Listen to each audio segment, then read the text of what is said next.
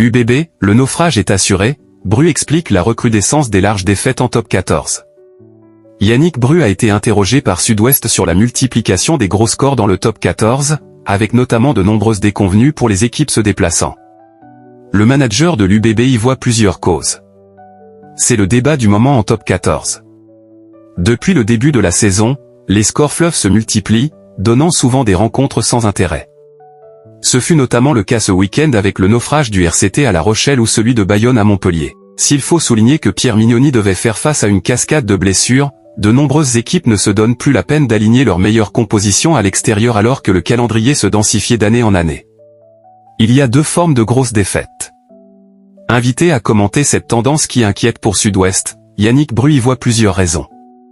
Pour commencer, le manager de l'UBB pointe du doigt l'homogénéité du top 14 et son niveau toujours plus impressionnant.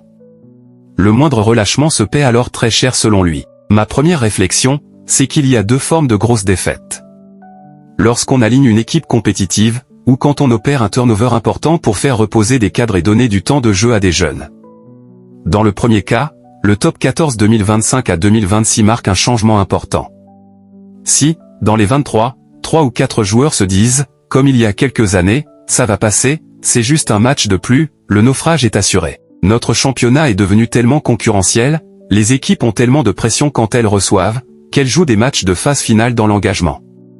Si chaque joueur n'est pas au maximum de son potentiel pour livrer une grande bataille physique et mentale, c'est la déconvenue assurée. Et quand une équipe craque, elle craque lourdement, souvent dans les 20 dernières minutes.